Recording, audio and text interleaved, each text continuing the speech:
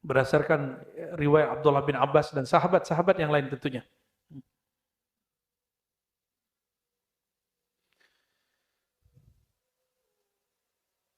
Qala al-ulama al-maqsud bidzalika 'asr as-sahaba wa muddatuhum min al-bi'tsah 120 sana aw dunaha biqalil aw faqa bikulli al-khilaf fi wafati akhir as-sahaba mautan Abi Tufail, ya.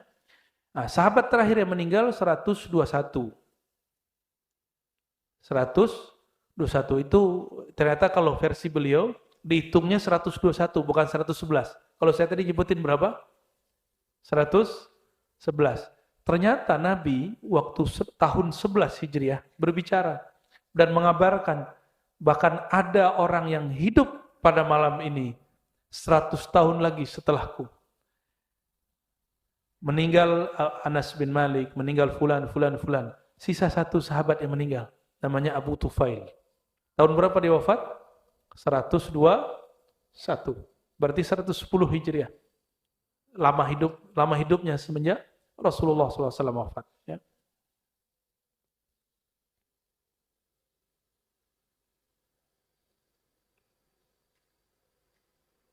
Berapa jumlah sahabat Nabi?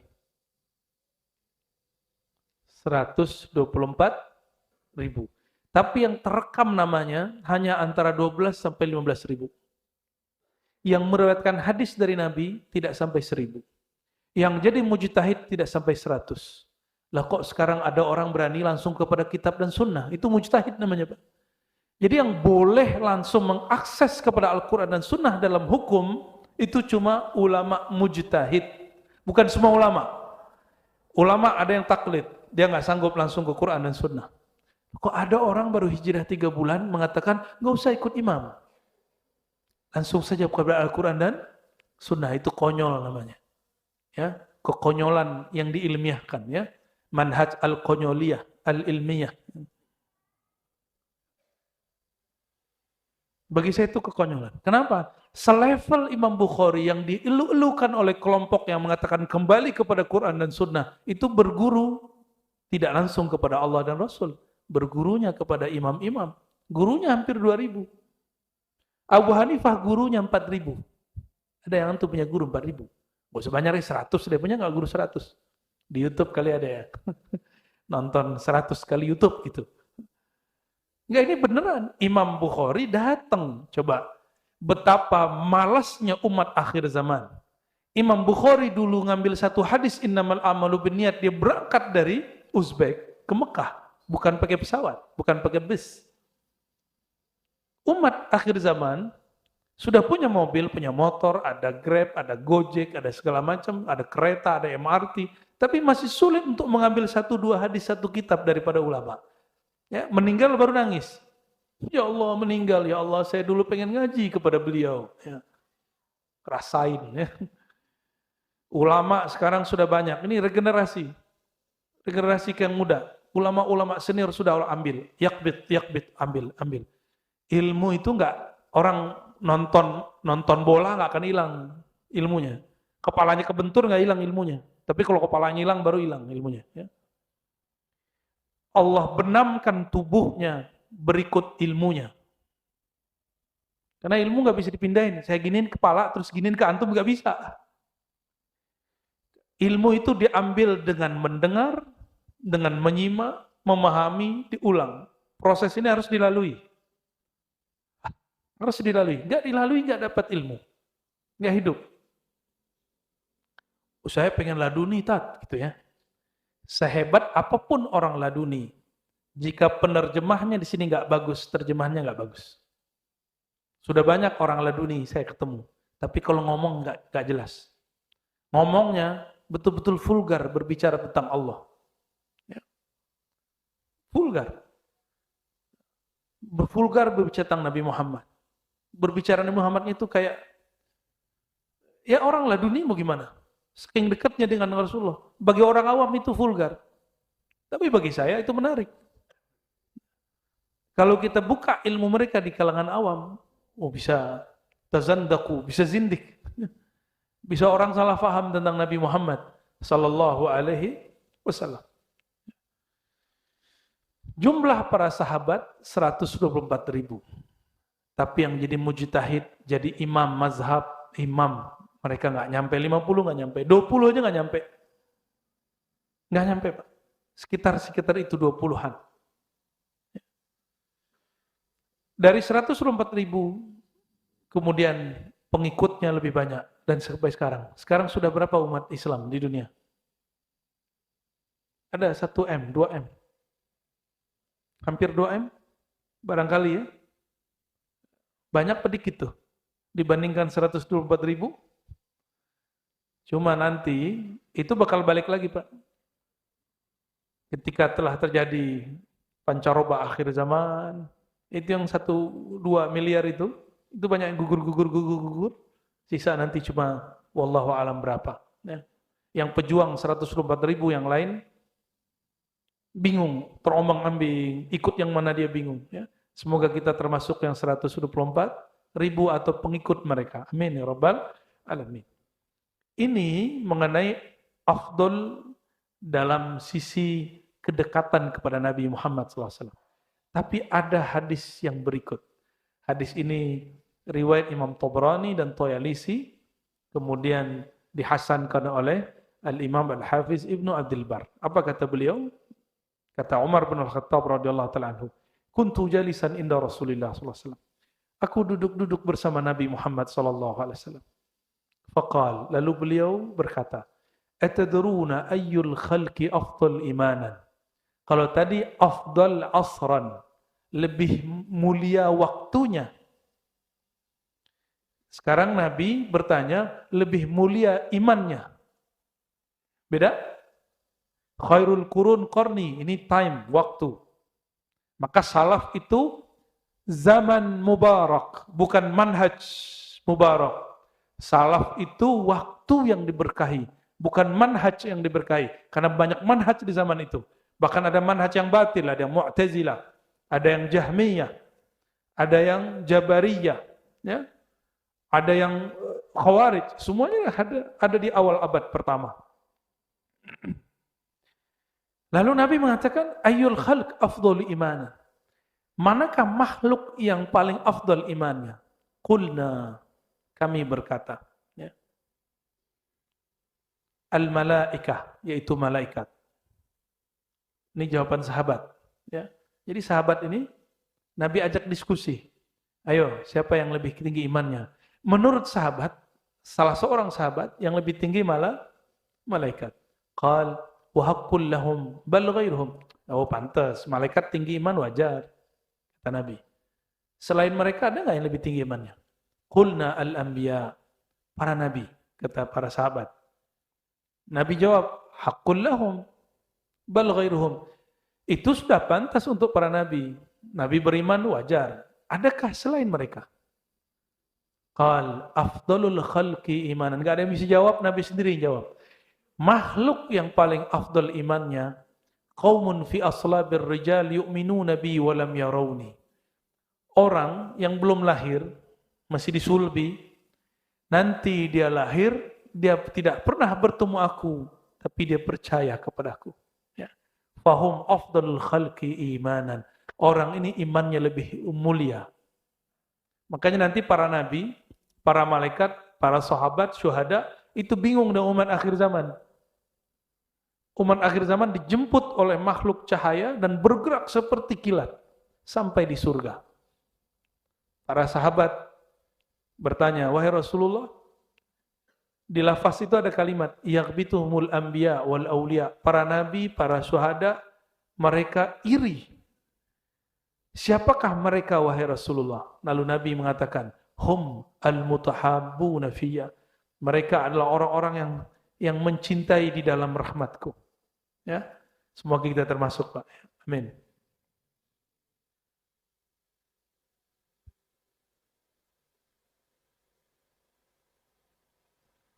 Di dalam hadis yang lain Nabi mengatakannya, tidaklah la yudra. Umatku ini seperti air hujan, la yudra.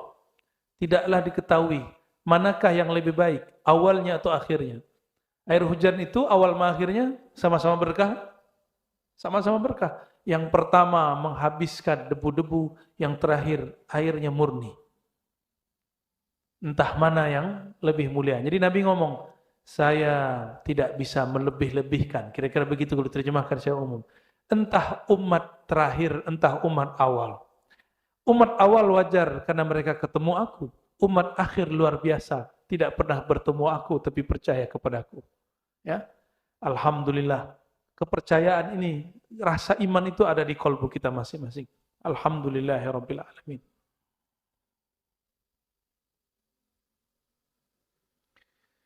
Meskipun demikian, kata Said Muhammad, di paragraf terakhir beliau mengatakan, wa nahnu la nuhibbu an nata'arrad ila al-khilafil jari bainal ulama fi qadid at-taswiyah. Ya. Kita nggak akan adu-adu ini, yang pasti la yamna'una minal qaul bi anna musyahadata Rasulillah sallallahu alaihi wasallam wa ru'yatahu la ya'diluha syai'. Tidak diperdebatkan lagi bahwa memandang Rasulullah, bertemu Rasulullah, itu tidak dapat dibandingkan dengan apa saja. Maksud Sayyid Muhammad, mau kita merasa iman kita lebih tinggi, tetap saja lebih mulia sahabat Nabi Muhammad sallallahu alaihi wasallam. Maka tidak pantas kita ngomong imanku sama dengan Abu Bakar, nggak pantas. Akidahku sama dengan Umar, Utsman, jangan. Cukup kita katakan kita mengikuti akidah mereka, iman mereka. Mengikut bukan sama. Ya, salatku tidak sama dengan salat Rasulullah, tapi salatku mengikuti salat Rasulullah, itu yang benar. Ya. Satu lagi, yang ke-11. Ada berapa kekhususannya? 14 ya. Kekhususan umum. Nanti ada kekhususan yang spesial, yang juz'i. Nah itu jumlahnya hampir 100. Sedangkan yang umum, yang besar, ada 14. Yang ke-11. Coba, saya mau tanya antum. Adakah Nabi, sebelum Nabi Muhammad, yang kuburnya disepakati? Satu aja kubur, ada nggak? Jangankan kubur Nabi Muhammad, para Nabi. Kubur Wali Songo aja bisa lebih dari satu. Coba, kubur Sunan Bonang ada berapa? Orang Bawean, Pulau Bawean, di atas Gresik, di bawah Kalimantan, saya pernah ke sana, di situ ada kuburan Sunan Bonang. Dan disepakati meninggalnya di sana, tapi diperdebatkan dikuburkan di mana. Kata orang Tuban, dikuburkan di Tuban. Di Lasem ada petilasannya, disebut juga makom petilasan. Udah 3 tuh dah. Oh ya, satu lagi. Di Bawean itu ada tepi pantai disebut makom Sunan Bonang. Ternyata maksudnya tempat beliau dulu duduk. Petilasan. Berarti ada 4. Yang kubur 2. Itu bukan Nabi loh. Bukan Nabi. Nabi Hud, alhamdulillah ada di Yaman. Ya, tapi ada yang klaim di mana, wallahu alam. Ashabul Kahfi, orang Yaman klaim, orang Yordan klaim, di Turki klaim, 3 klaim. Saya baru datang yang Yordannya. Ya. Apalagi Nabi Musa kuburnya di mana? Ada yang tahu? Cuma Nabi Muhammad yang tahu. Kata Nabi Muhammad SAW, marartu bi qabri Musa. Saya melewati kubur Nabi Musa. Hadis Sahih Bukhari. Ya. Apa kata Nabi? Nabi bocorin kerjaan Nabi Musa. Ra'aituhu yusalli fi qabri. Aku melihatnya sholat di dalam kubur. Wah, Nabi Musa masih sholat di kuburnya. Ente ngapain masuk kubur dari teriak-teriak kali ya? Nabi Musa sholat di kuburnya. Lalu para nabi itu, meskipun gak jelas kuburnya di mana, Allah izinkan mereka berfisik sesaat, lalu menjadi makmum Rasulullah waktu sholat. Sholat apa? Waktu sholat di sebelum Mi'raj. Itu bolehlah kita sebut, bisa jadi tahiyat masjid, bisa jadi itu sholat malamnya Nabi, karena Nabi wajib sholat malam. Bisa juga itu sholat qoblal Mi'raj, wallahu alam, terserah mau dikasih apa istilahnya. Karena penamaan sholat sebagian besar dari ulama, bukan dari Nabi sallallahu alaihi wasallam. Nabi fisik, benar nggak? Yang jadi makmumnya mesti difisikkan dulu. Maka mereka ikut berjamaah di belakang Rasulullah sallallahu alaihi wasallam. Terlepas dari ada perdebatan di situ, saya bisa meyakini itu. Allah izinkan, jika malaikat Allah izinkan berupa seseorang, lebih tinggi malaikat atau nabi? Para nabi. Para nabi. Jika ini mungkin pada malaikat, mungkin nggak tubuh diberikan untuk nabi yang sudah wafat? Mungkin, sangat mungkin sekali. Ya, itu dalam bab al-ma'kulat, sangat mungkin. Ya. Di antara semua nabi yang kuburannya jelas dan tidak diperdebatkan cuma kuburan Nabi Muhammad SAW. Nah, ini salah satu kekhususan umat Nabi Muhammad SAW. Ya. Dan saya tambahkan, di sini nggak tahu disebutkan nggak? Tidak disebutkan di sini. Nanti ditambahkan nomor 15. Ya. Sekarang boleh dicicil. Nomor 15. Ya. Semua nasab terputus kecuali nasab Nabi Muhammad Sallallahu Alaihi Wasallam. Semua kubur para nabi diperdebatkan kecuali kubur Nabi Muhammad Sallallahu Alaihi Wasallam. Itulah enaknya zuriat Nabi. Kalau mau ziarah ke masjidnya langsung ketemu Rasulullah Sallallahu Alaihi Wasallam. Ya, kita bahkan kakek kita yang di atas 3 aja kita udah nggak tahu dia di mana. Gimana yang generasi keempat di atas kita 5? Wallahu a'lam bishawab. Ya. Wa min fadlillahi ta'ala alladhi syarrafa bihi hadhihi al-ummah famtazat bihi ala man siwaha min al-umam anna qabra nabiyyina wa sayyidina Muhammad sallallahu alaihi wasallam ma'lumun indana biyaqin wa tawatur. Ya. Salah satu nikmat kelebihan yang Allah anugerahi kepada umat Nabi Muhammad adalah Allah memberikan hadiah kuburan nabinya jelas, tidak ada perdebatan, tidak ada syak, tidak ada kemudian di situ ikhtilaf. Ada nggak orang Jawa bilang, kami ada kubur Nabi Muhammad? Nggak ada kan? Nggak ada. Nggak ada ya. Di Bawean kali ada gitu. Atau di Madura gitu, atau di Bali kan nggak ada. Kan nggak ada. Ini salah satu mukjizat Nabi Muhammad Sallallahu Alaihi Wasallam. Sekarang kita masih bisa ziarah. Ya. Untungnya di Yaman, para habaib dapat isyarat dan dapat kabar. Jadi gabungkan kabar dan isyarat, ada ketemu makbarah Sayyidina Hud. Ya. Makbarah kuburan Sayyidina Hud. Ya. Semoga nanti kita juga sampai ke sana. Ya.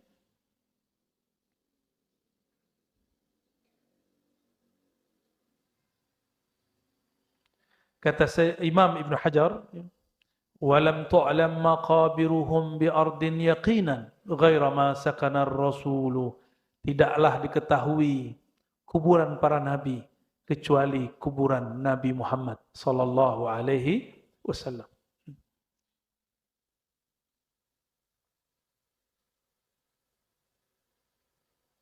Suatu kali ada Khalifah Abbasiyah,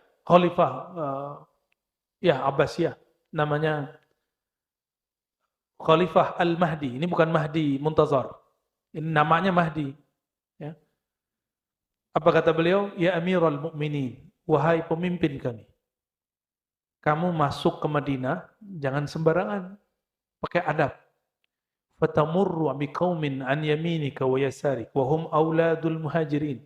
Kamu kalau masuk Madinah, meskipun kamu pemimpin kami, punya pasukan banyak, tapi kalau turun masuk ke Madinah, engkau akan bertemu kiri kananmu keturunan orang-orang paling mulia di alam semesta, yaitu zuriat muhajirin dan ansar.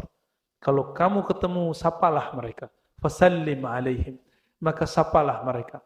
Fa'innahuma ala wajhil ardi qaumun khairun min ahli al-Madinah, wala khairun min al-Madinah. Kata Imam Malik, ini mazhab Malik. Tidak ada di dunia ini manusia paling mulia kecuali ahli Madinah. Dan tidak ada kota, tanah, pasir yang mulia kecuali pasir Madinah. Kenapa? Nabi menginjakkan kakinya di situ. Ya. Nabi menginjakkan kakinya di situ. Tapi di Mekah Nabi juga menginjakkan kaki kan? Maka kullu ardin masya 'alaiha Rasulullah SAW falahu fadlun wa syarafun. Setiap bumi tanah yang Nabi injak, itu tanahnya mulia. Tanah yang Nabi injak yang banyak apa? Mekah, Madinah. Nabi pernah ke Yaman? Pernah. Nabi pernah ke Suriah. Maka jalur ini, jalur yang diberkahi oleh Allah Subhanahu wa ta'ala. Lalu Khalifah Al-Mahdi bertanya, "Ya Aba Abdullah, Malik." Nah, panggilan kunyahnya, julukannya adalah Abu Abdullah. Kamu tahu dari mana kaedah-kaedah begini? Apa jawaban Imam Malik? "Innahu la yu'raf qabru nabi al-yawm ala wajhil ard ghairu qabri nabiyina Muhammad sallallahu alaihi wasallam." Tidak ada zaman ini kubur yang diketahui secara pasti, tidak ada ikhtilaf kecuali kuburan Nabi Muhammad sallallahu alaihi wasallam. "Waman qabru Muhammadin indahum fayanbaghi ayu alama fadluhum ala ghairihim." Siapa yang sadar kubur Nabi Muhammad ada di sisi mereka, maka dia harus punya adab di sana. Ini yang kita sampaikan sebelumnya. Imam Malik kalau masuk kota Madinah, dia copot sendalnya, dia turun. Itu kuda atau ontanya, dia jalan bareng sama kudanya. Ditanya oleh orang lain, "Ya Aba Abdullah, ma bika ya Aba Abdullah? Ada apa engkau? Kenapa enggak menunggang kuda? Kok nyeker?" Jawaban beliau, "Pantaskah Malik, Abu Abdullah hamba Allah, menginjak tanah dengan sendal, sedangkan tanah ini dulu diinjak Rasulullah SAW. Pantaskah Malik naik menunggangi kuda, sedangkan di bawah, di perut bumi Madinah, ada jasad mulia Nabi Muhammad Sallallahu Alaihi Wasallam." Itu beliau seperti itu, Pak. Itu Imam Malik. Abu Hanifah lain lagi. Abu Hanifah malam-malam, dia sedang murojaah, kakinya selonjoran. Tapi selonjorannya harusnya, kalau kita begini selonjoran ke sana. Ya, tapi dia nggak berani selonjoran ke arah sana. Putrinya bertanya, "Ada apa wahai ayahanda? Ya abati." Apa jawaban beliau? "Di arah sana ada rumah guruku, Hamad bin Abi Sulaiman." Tuh, dia nggak berani.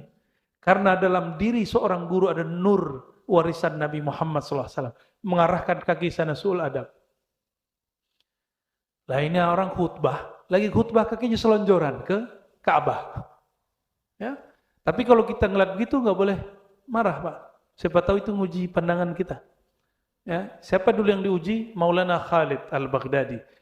Khalid muda, ya, saya punya jalur sanad zikir Naqsyabandiyah Khalidiyah kepada imam ini. Dia dulu masuk Mekah, lagi tawaf, lihat ada kakek-kakek. Kakinya selonjoran ke Ka'bah. Dalam hatinya, tua-tua keladi, tua-tua makin menjadi. Kurang ajar ini orang tua. Ya. Masa dia nggak bisa menghargai Mekah, Ka'bah. Tuh, ahli fikih begitu, Pak. Maka ahli fikih ini, kita sabar-sabar sama ahli fikih. Nanti dia ditegur sama Allah kok. Ya. Ahli fikih itu banyak ingkarnya kepada orang-orang ahli rohani. Ini contohnya. Dia nggak tahu siapa orang tua itu. Tahu-tahu selesai tawaf, sholat antara makam Ibrahim, 2 rakaat, ya, di belakang makam Ibrahim dia sholat. Assalamualaikum, assalamualaikum, tahu orang tua itu colek dia. Khalid, tahu namanya? Khalid, guru kamu nggak di sini. Dia lihat orangnya. Ternyata Imam Khalid pergi ke Mekah, niatnya sama dengan Imam Bukhari, mau cari guru ke Mekah. Tapi zaman sudah berubah. Nurnya sudah banyak pindah keluar. Saat itu pemegang nur zikir khafi, saat itu adanya di mana? Di India, Pak. Dari Uzbek turun ke India. Kata orang ini, Khalid, gurumu sekarang udah nunggu di India. Gurunya nunggu di India. Bingung deh, ini siapa? Pas dilihat loh orang yang selonjoran tadi. Itu siapa, Pak? Saya nggak kasih tahu siapa. Itu rahasia. Kita tahu sedikit. Jadi nggak boleh suzon. Jadi antum kalau masuk ke Ka'bah, ke Masjidil Haram, ada orang su'ul adab, kita nggak boleh marah-marah. Kita husnuzon dengan semua orang, termasuk di masjid. Tapi jika kita yang begitu, baru kita keras. Ya, jika kita yang begitu, baru disiplin. Maka kalau sekarang punya guru nih, antum mau buang air, jangan ngadap ke rumah guru, miring dikit, ya. Ini adab batin. Beradab kepada guru tidak hanya di depannya, tapi juga di belakangnya. Berani nggak ngomongin guru di depannya? Maka jangan berani ngomongin guru di belakangnya. Gitu. Berani nggak selonjoran depan guru? Maka jangan berani kurang ajar di belakang guru. Itu kalau kita punya adab kepada guru. Saya saksi Pak, teman-teman saya yang menggunjingkan guru saya di belakang, itu Allah ambil keberkahan ilmunya dan gak ada satupun yang netes. Ada guru kita yang ahli hadis. Diomongin nama teman ini, sekarang ada yang menjadi Rafidhah, penghujat sahabat-sahabat Nabi, penghujat, hatta gurunya dihujat sendiri. Apa itu kiai fulan? Ada yang menghujat mursyid. Dia jadi mursyid, tapi dia menghujat mursyid sebelumnya. Nunggu waktu aja nanti dia dihujat sama murid-muridnya. Ya. Tapi ketika kita dihujat, janganlah terpancing untuk menghujat balik. Ya. Nabi pernah dihujat oleh orang-orang Yahudi nggak? Assalamualaikum itu hujatan. Mati kau, celaka kau, laknat bagimu. Tapi Nabi nggak pernah membalas. Ya. Inilah Nabi Muhammad sallallahu alaihi wasallam. Ya. Disebutkan di hadis terakhir, riwayat Ismail Al-Qadhi, ini riwayatnya tidak sampai derajat sahih, tapi masuk ke bab motivasi. Ma min fajrin yatlu'u, kata Ka'ab Al-Akhbar. Ya, ini hadis disebut hadis maqtu', berhenti pada tabi'in, mukhadram. Dia sezaman dengan Nabi, tapi belum beriman ke Nabi. Nabi meninggal, dia baru beriman. Namanya Ka'ab Al-Akhbar. Kata beliau, tidaklah terbit fajar, illa wa yanzil 70,000 minal malaikah, kecuali turun 70 malaikat, hatta yahuffu bil qabr, lalu mereka mengerubungi kubur, yadribuna bi ajnatihim, lalu mereka mengepakkan sayapnya, wa yusalluna 'alan nabi sallallahu alaihi wasallam, lalu mereka bersalawat kepada Nabi Muhammad sallallahu alaihi wasallam, hatta idza amsaw araju wa habata 70,000. Kalau sudah sore ganti shift. Jadi sip-sipan itu bukan hanya security, bukan hanya polisi, tentara, bukan hanya kerja, karyawan, pegawai, tidak. Tapi sip-sipan itu sistem malaikat. Sistem langit yang dikopi di bumi. Nanti turun juga malam, malaikat 70.000, mereka mengepakkan sayapnya bersolawat. Ini riwayat Al-Ka'ab. Tapi kalau riwayat yang sahihnya apa? Kata Nabi SAW, Inna lillahi malaikatan sayyahin. Allah punya malaikat-malaikat yang sayyah. Sayyah itu yang bolak-balik. Kerjaannya ngapain? Yuballighunani salamakum. Mengucapkan, menyampaikan salam kalian kepada Nabi. Jadi kalau tadi kita baca salawat sebelum majelis, itu salawat dihantarkan kepada Rasulullah SAW. Ya. Inilah indahnya umat Nabi Muhammad sallallahu alaihi wasallam. Salawat pun dihantarkan oleh malaikat, ya.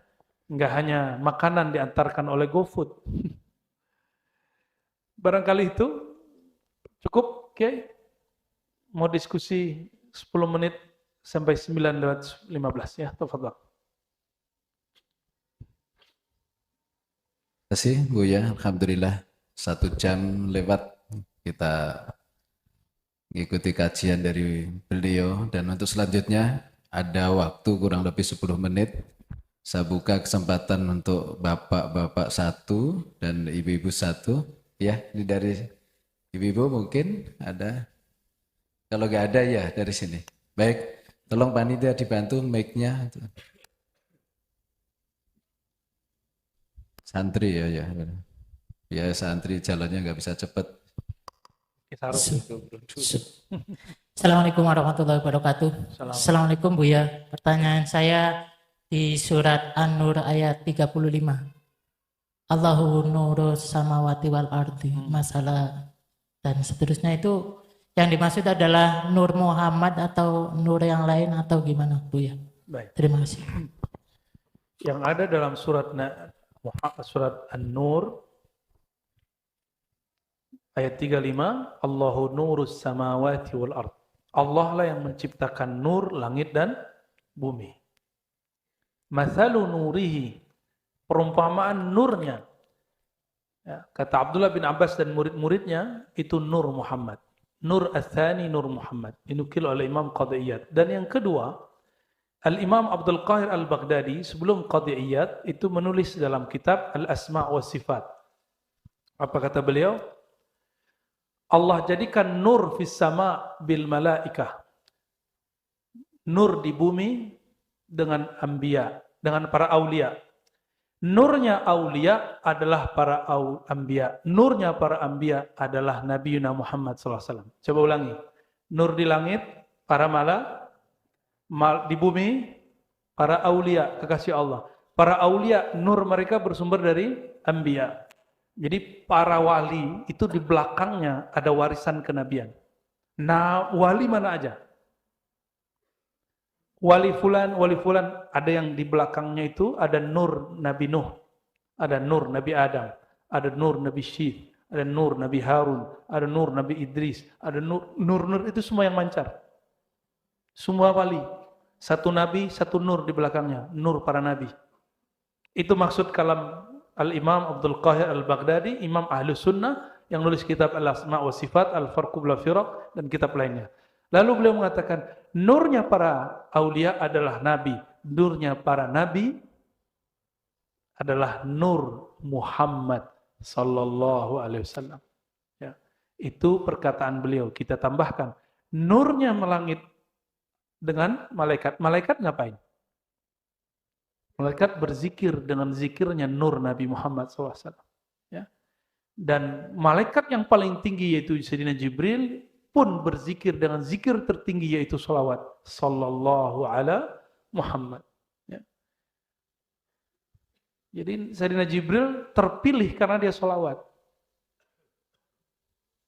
Maka umat ini akan terpilih menjadi pejuang-pejuang di akhir zaman itu kalau dia banyak salawat kepada Nabi Muhammad sallallahu alaihi wasallam. Allah akan bimbing dia insyaallah. Ya, insyaallah. Siapa lagi? Satu lagi.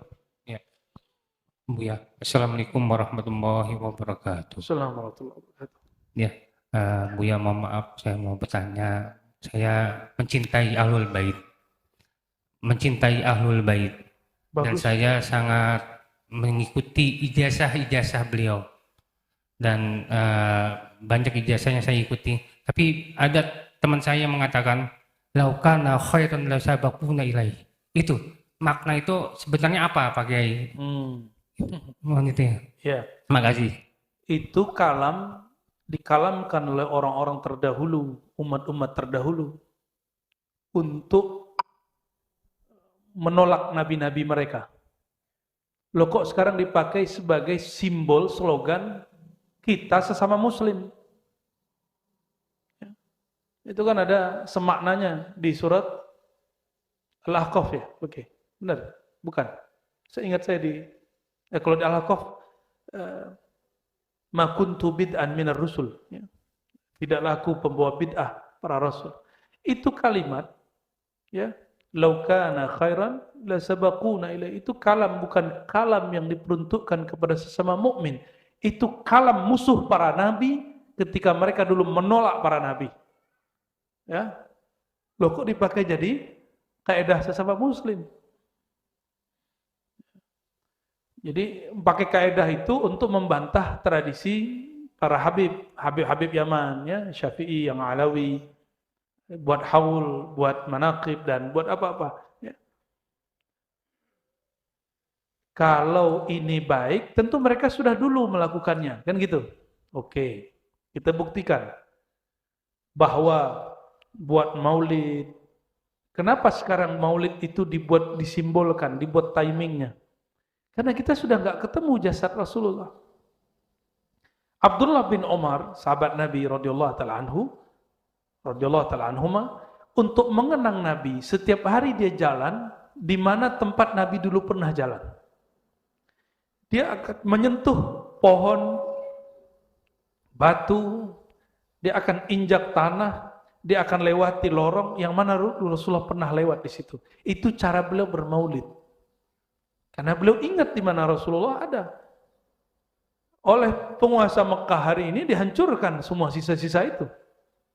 Maka kata Abu Said Muhammad Alawi Al-Maliki dalam kitab Mafahim Yajibu an Tusahha, lalu beliau juga kalamkan dalam videonya, memperingati maulid Nabi hari ini wajib, bukan lagi sunnat, bukan lagi ikhtilaf. Kenapa? Ma'rifatu Muhammadin wajibun. Mengenal Nabi Muhammad itu wajib sekarang. Orang kalau nggak kenal Nabi Muhammad tuh ayatnya salah pakai kan? Padahal itu kiai loh, ulama, ustaz. Sekolahnya jauh-jauh ke Timur Tengah pakai ayat itu untuk menghantam sesama muslim. Ini biji-biji khawarij dalam dirinya. Walaupun mereka bukan khawarij. Ya. Orang-orang khawarij itu dulu bawa ayat untuk orang kafir, dibawa untuk menyerang sesama muslim. Siapa yang mereka serang? Khawarij. Yang diserang Sayyidina Ali yang dijamin masuk surga. Kata mereka, la hukma illa lillah, wa man lam yahkum bima anzalallah fa ulaika humul kafirun. Tidak berhukum dengan hukum Allah, kafir. Ali menerima konsep sistem, namanya sistem diplomasi, kafir. Kata siapa? Khawarij. Jadi jangan khawatir antum, ya. Jangankan Habib yang antum cintai, guru yang hidup sekarang yang tidak maksum, yang tidak disebut babul ilm, sahabat Nabi, mantu Nabi, saudara sepupu Nabi yang bernama Sayyidina Ali, sudah dikafirkan mereka dari dahulu. Jadi kalau kita dikafirkan mereka wajar lah, ya biasa aja Pak, ya. Santai aja Pak, ya. Hatta kalau mereka ngajak perang kita nggak takut, ya. Antum nggak boleh takut jihad, tapi itu nanti. Jangan jihad sebelum masanya, nanti jadi jahat. Ya, kita jihad sesuai dengan ilmunya. Ada namanya fiqhul jihad. Ya, jangan sampai membunuh sesama muslim. Biarin mereka jahat, kita nggak perlu jahat. Biarin ngomongnya kasar, kita nggak perlu kasar. Ya, kan mereka merasa paling ilmiah sealam semesta. Razi itu nggak ada ilmiahnya, apalagi Habibnya antum. Bagi dia nggak ada ilmiahnya. Merasa paling ilmiah. Nah, itu penyakit mereka tuh. Ya. Karena setiap hari dibilang salaf, salaf, salaf, ilmiah, ilmiah, ilmiah. Akhirnya merasa paling salaf dan paling ilmiah. Kita cek satu nggak nyambung. Ya. Salaf itu disebut nama Nabi Muhammad, diem. Mereka kita sebut nama Nabi Muhammad Sallallahu Alaihi Wasallam masih bilang bid'ah, ya kan? Salawat nyebut nama Nabi Muhammad nggak? Nyebut nama Nabi Muhammad SAW. Mereka masih tentang. Ya. Itu sudah cukup bahwa mereka tidak mencintai Rasulullah SAW. Jadi Muhammad yang mereka bayangkan bukan Nabi Muhammad yang kita maksud. Karena Nabi Muhammad yang kita maksud, air ludahnya diperebutkan orang. Bekas air minumnya, bekas air wuduknya diperebutkan orang. Rambutnya dibagi-bagi untuk orang bertabaruk. Kalau mereka hidup di zaman Rasulullah, mereka akan bilang, Muhammad ini musyrik, bukan Muhammad ini yang saya mau. Kalau nggak percaya itu nanti ketemu. Mereka ketemu Imam Mahdi, mereka akan bilang, Imam musyrik. Mahdi disebut musyrik nanti. Ketemu wali, dibilang musyrik. Ketemu pewaris Nabi, dibilang zindik. Ini ciri-ciri kelompok pewaris Abu Lahab dan Abu Jahal. Ya. Nauzubillah min dalik, ya. Kita berlindung kepada Allah dari kebencian apapun, ya. Saya sebut begitu, atau jangan bayangin orang, ya. Cukup bayangkan manhaj yang salahnya. Kita tidak pernah benci wajah seseorang. Buang rumus benci kepada orang, ya. Yang kita benci akhlaknya, ya. Dan yang paling kita benci pakai ayat untuk kepentingan pribadi, kelompok, lalu menyalahkan sesama muslim pakai ayat. Nauzubillah min zalik, ya. Bagian terakhir, mari kita tutup dengan doa. Nas'alullah Rabbana tabaraka ta'ala. Ya Allah, ya Rahman, ya Rahim, ya Hayy, ya Qayyum. Salli ala Nabiina Muhammad. Ya Allah, yang maha hidup, hidupkan hati kami.